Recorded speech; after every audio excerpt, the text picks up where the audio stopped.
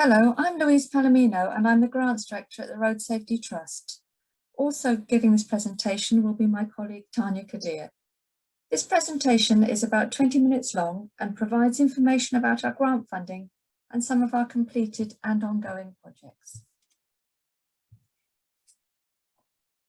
The Road Safety Trust is a registered charity and was set up in 2015. We are passionate about road safety and our vision is for there to be zero road deaths and serious injuries on UK roads. And our purpose is to make the UK roads safer, achieving impact through the funding of practical measures, research, dissemination and education. This is our recently refreshed strategy map. It illustrates how we set out to achieve our vision and purpose through 5 strategic priorities. Intelligence that defines, research that informs, pilots that test, dissemination that reaches, and advocacy that influences. Since the Road Safety Trust was established in 2015, we have awarded approximately 3.9 million in grants, 2.7 million of which has been paid out so far, to 57 main projects, 25 have completed and 31 are ongoing. We have 3 types of grants programs. Open grants programs with no particular theme. 37 of these grants have been awarded so far, totaling 2.6 million. Themed grants programs. 6 of these grants have been awarded so far, totaling 0.9 million. And 13 small grants, totaling 0.4 million.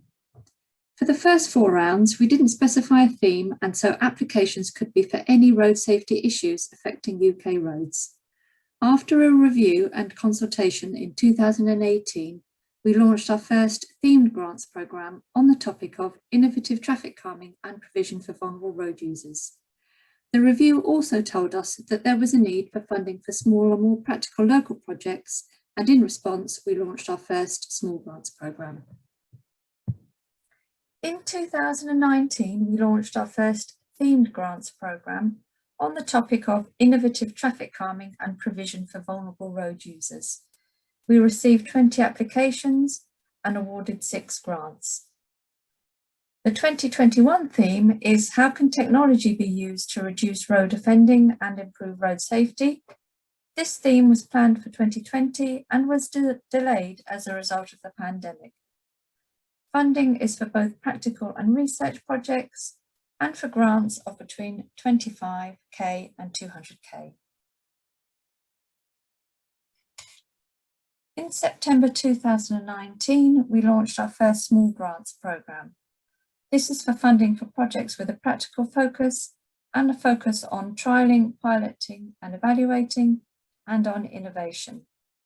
We had a total budget of 120k for this grants programme, and grants awarded were between 10k and 30k. We received over 50 applications and 6 projects were awarded funding. In response to the need of the sector and the popularity of the first round, the programme was relaunched as Small Grants Plus with a larger budget of 300k in September 2020. We also increased the amount that could be applied for and again had over 50 applications and 8 projects were awarded funding. We have recently adopted a new impact wheel to measure and convey the impact of our funding based on the safe system model and putting the Trust vision at the centre, zero road deaths and serious injuries on UK roads. This is the imperative at the centre of the safe system model, making the safe system the perfect approach for articulating the impact of funded projects. The change mechanisms in the model relate to the elements within projects which contribute to this vision. I would now like to give an overview of some of our completed projects with some examples. A review of our first 4 funding rounds showed a relatively high proportion of education, training and publicity projects. In order to seek applications from a range of other approaches, we focused our next 2 funding rounds to encourage more innovative engineering and enforcement approaches. The completed projects span most road user types and most areas of the UK, except Scotland. We have since funded a large project with Transport Scotland, but no projects based in Scotland have completed yet. The first project I'd like to highlight resulted in a useful training video for mobility scooter users called See and Scoot. This could be used in group settings or events, or could be viewed by individuals at home. It highlights hazards that mobility scooter users may face when negotiating road crossings, and was developed by the Transport Research in Psychology group at Nottingham Trent University.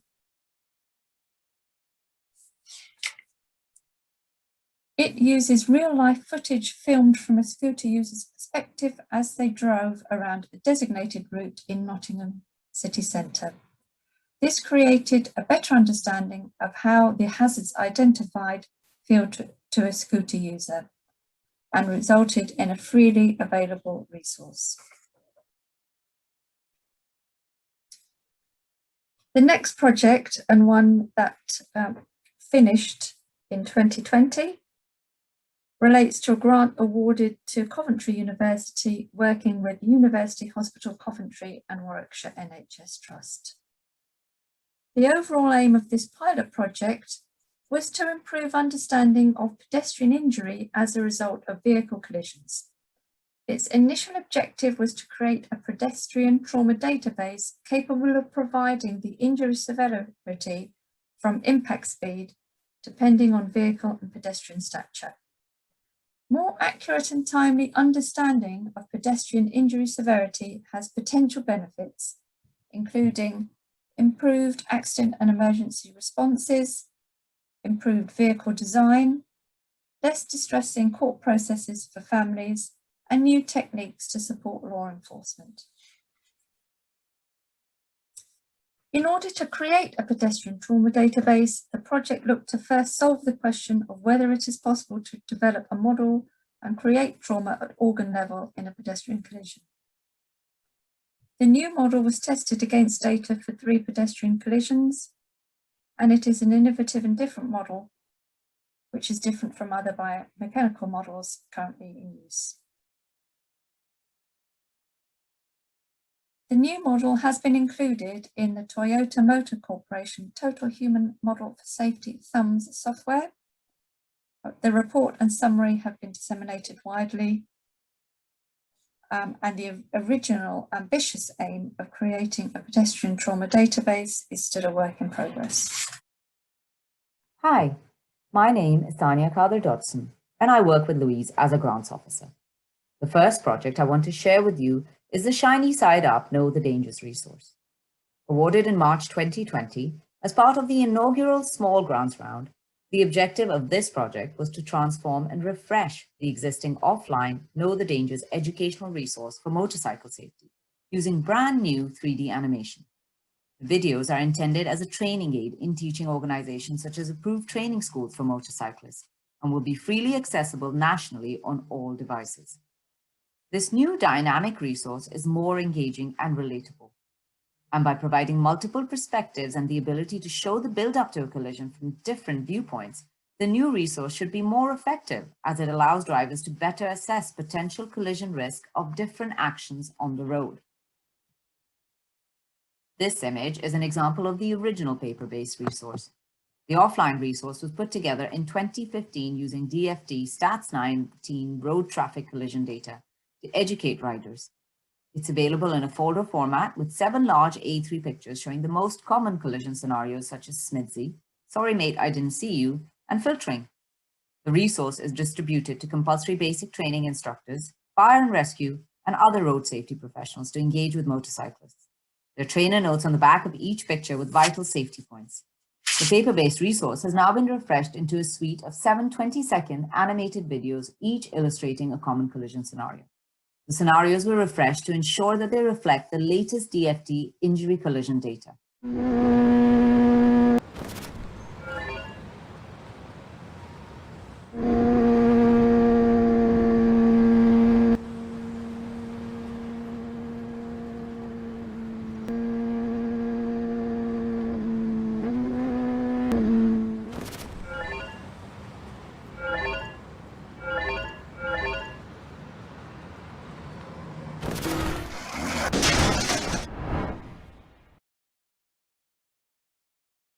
At RST, we're happy to collaborate to amplify impact. And in 2021, we awarded SSUP an additional 2K for an extensive social media campaign to launch the resources. Alongside advertising on Facebook, the campaign has produced infographics like the one shown here to accompany each film. The campaign has been really successful, and as of April 2021, the first 6 films have been shared and already had 175,000 views. Resources will be sent out to all key stakeholders such as DVSA, Highways England National Motorcycle Group, Fire and Rescue Groups, and National Young Rider Forum. SSUP has a strong partnership working model and collaborates with road safety professionals and riders through events such as bike nights and courses such as Bike Safe, Biker Down, and CBT+. 2 police forces and a Safer Roads partnership have already requested to use the videos to promote safety in their areas.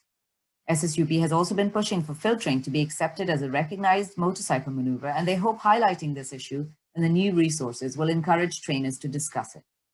A feedback form has been embedded onto the SSUP website covering content, presentation, usability, overall impact on viewers, follow-up discussions, and long-term effectiveness. SSUP also plans to use the national, regional, and local RTC data streams to measure performance to see if the project has an effect on the number of motorcycle injury collisions. You can use the links in the accompanying PowerPoint presentation to find out more about the project.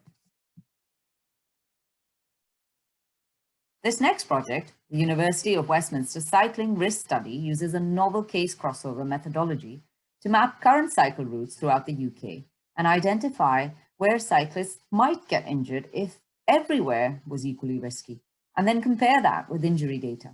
Essentially, it tries to determine whether there are more cycling injuries in an area because it is inherently risky for cyclists or because a lot of people are cycling there.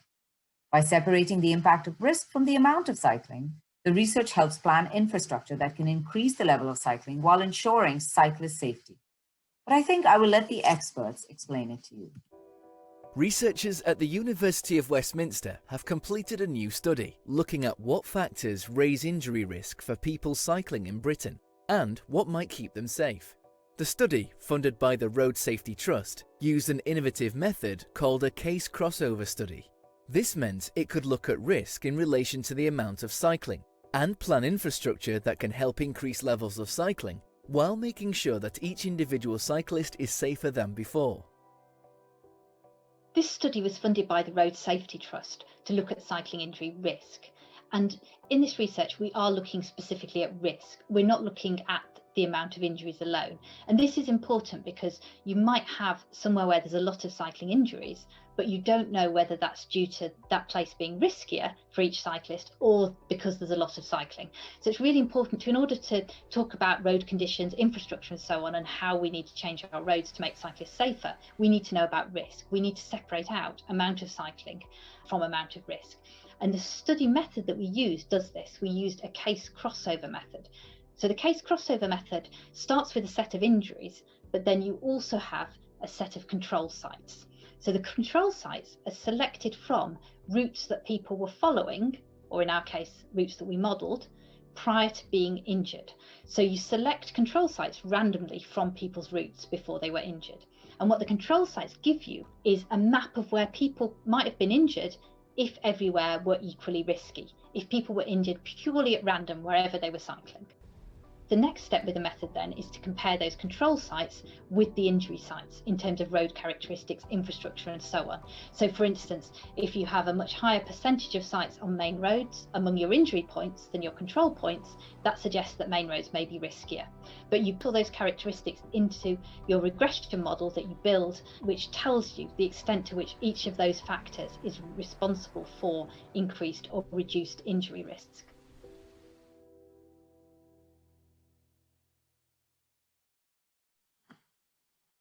The project has produced 3 published papers, and in addition, the key findings have been synthesized into 12 films highlighting policy recommendations from the projects. The films can be accessed via the link here. With the commitments to active travel firmly entrenched in future transport policy, cycling is likely to increase in the UK. This study has produced some key recommendations that can help deliver this increase in cycling while ensuring cyclist safety. Some of the key recommendations are listed here. Some of these confirm existing research, while others are novel. For example, while this study confirms previous research which suggests that roundabouts are uniquely dangerous for cyclists, it also found a similar elevation in risk related to the presence of mini roundabouts, which have often been installed in UK residential areas as a traffic calming measure. Similarly, the findings on cycle tracks, painted cycle lanes, and shared bus lanes shows that higher quality infrastructure is needed to protect cyclists. This next project is one of our older projects from our open grants round. This was an education project that aimed to share and improve practice in preventing mobile phone use while driving. This project has offered valuable insights on an aspect of road safety where legislation has been unable to keep up with the rapid pace of technological change. A 2003 law banned handheld mobile phone use while driving, and penalties were introduced in 2007 and 2017. However, hands-free use remains legal, encouraging users to incorrectly believe it is safer than handheld use. Studies have shown, however, that the two are similar in the amount of distraction that they cause. The compendium produced as a result of this research firmly establishes that it is important to focus efforts on managing distracted driving, not just illegal driving. To produce the compendium, the project engaged with innovators tackling this problem across the country via knowledge exchange consultations, or KECs. These KECs allowed the team to understand, share and improve existing practices and create guidance for future interventions. These findings were crystallized into the 160-page Mobile Engage Compendium. The compendium, available online at the link above, contains research, tools, best practice, and case studies for tackling an aspect of road safety that we know has been tricky for practitioners to navigate. The project has had considerable impact beyond the compendium. One of the interesting unplanned outputs of this project has been the development of a network of academics that practitioners can reach out to for support. The Roads Policing Academic Network brings academic work and frontline practice together. RPAN has over 100 members now from 30 institutions across the world. You can get in touch with them via their Twitter account, if you like. The project continues to generate interest at conferences, and it's also led to increased engagement with local police forces. Dr. Wells assisted Warwickshire Police in designing materials for a campaign around shared space on the roads, and Dr. Wells and Savigashaw have also contributed to the recent DFT consultation on reviewing mobile phone use. Research from the project also produced a resource pack for the NPCC 2020 Mobile Enforcement Campaign. This includes guidance on messaging around mobile phone usage, social media content, an FAQ document, press releases, and suggested images. It was delivered directly to all 43 police forces and roads policing partners. This video gives you a flavor of some of the work done by Field for this campaign.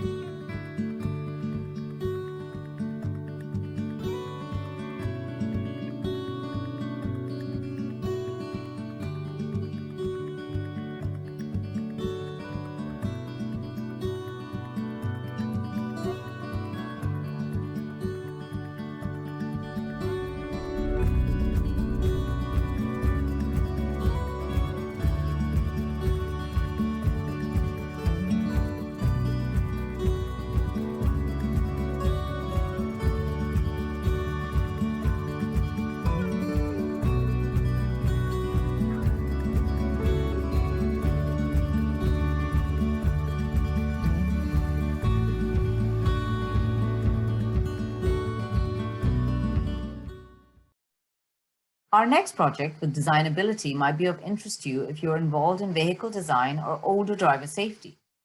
This 2.5-year grant looked into building user requirements for older people into connected autonomous vehicle design. As part of the multi-partner Project Flourish, designability explored design issues for CAVs to enable effective use by older people with disabilities and has led to the production of a user-friendly human-machine interface, or HMI. This is the technology that connects drivers to the vehicle, basically how you tell the vehicle where to go. You can head to the website above for a full demo of the HMI and further guidance. Louise and I are also going to give you a whistle-stop tour of some of our interesting ongoing projects. You will notice that this overview of the 30 ongoing projects shows a greater number of engineering projects compared to earlier rounds. This reflects in part the innovative traffic calming and provision for vulnerable road users themed grant program and also some of the practical small grants and small grants plus applications. This project with Liverpool City Council is one of the 6 grants awarded under the inaugural RST theme round, Innovative Traffic Calming and Provision for Vulnerable Road Users. It's an engineering project that aims to produce safer behavior by trialing 2 experimental pedestrian crossing designs. It's an innovative project that employs a behavioral science approach to redesign existing crossings using visual and auditory nudges to influence crossing behavior. It's being delivered in partnership with Hull City Council and leading behavioral science and data analysis companies, SOMO and Agilicis. An observational study will test if the new elements effectively nudge pedestrians to walk to a crossing located near to them, and then encourages them to use the crossing correctly. The team are currently finalizing the prototypes for trial later this year, and here you can see some examples of potential prototypes designed to provide these visual and auditory cues to encourage safer crossing. The idea is that the nudges aim to make the crossing more salient and better align with pedestrian goals to increase the desire to use the crossing correctly. Another grant awarded under the Vulnerable Road Users theme, this 95K 18-month project with Sustrans will research road safety implications for the streets surrounding school streets. School streets, as you may know, restrict motor traffic at school gates for a short period of time, generally drop off and pick up to tackle congestion, poor air quality, and road safety concerns. Many studies have looked at the impacts on traffic and speed on the streets in question. However, potential issues in adjacent streets are seldom considered, and critics often point to possible displacement of traffic and road safety issues to these adjacent streets to discredit school streets. It's a very timely project as school streets are taking center stage in the government's plans to get children back to school safely in the current COVID environment. This heightened interest makes this question increasingly important. School streets are also part of the active travel arsenal and seem to have a lot more community buy-in than low traffic networks. The project uses a range of tools, including technical measures such as camera monitoring, to monitor and evaluate the streets in terms of behavior, perception, and experience. So far, the project has completed baseline monitoring, and the school streets have been launched at 2 schools. In addition, a literature review was released early due to practitioner interest and has been very well received. It shows that school streets cut car traffic on surrounding streets and have parent and local resident support.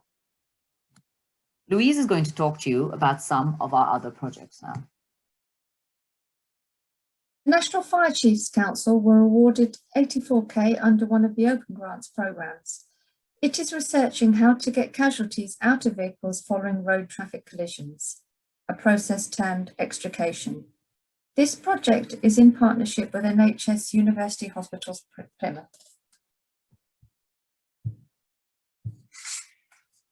Extrication is relatively understudied, but very likely to be a highly important part of saving lives. For example, often full roof removal is assumed to be needed, with all the disruption that entails. This project is looking at current practice and asking if it is the best way to get people out of vehicles.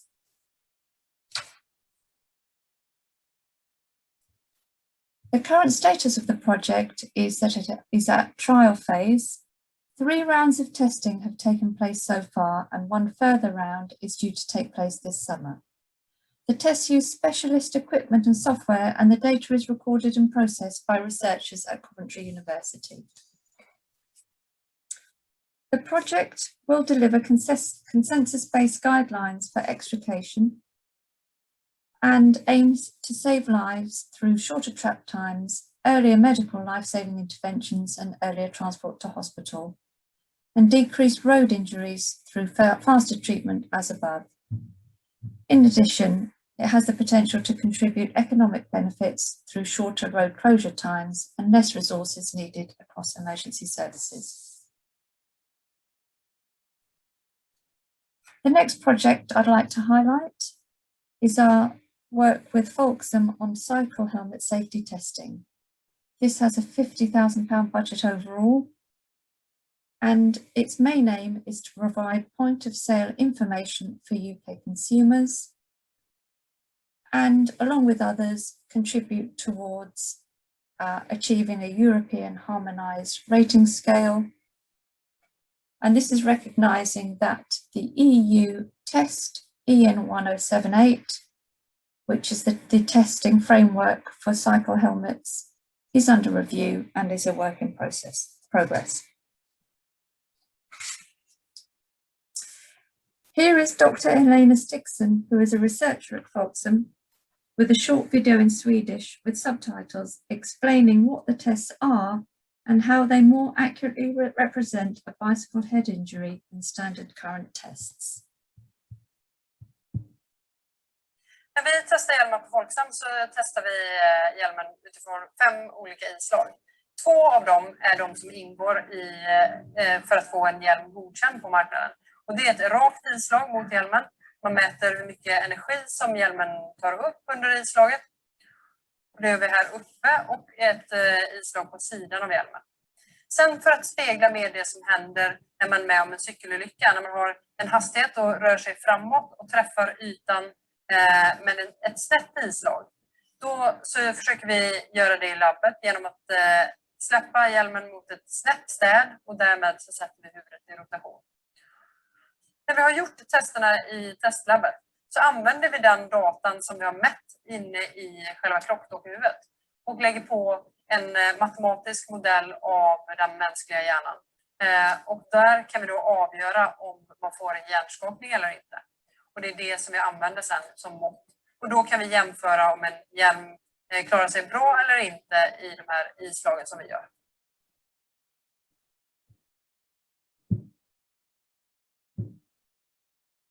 As mentioned, the research went beyond the standard EU tests and looked at different types of head injuries and the protection offered by a selection of helmets.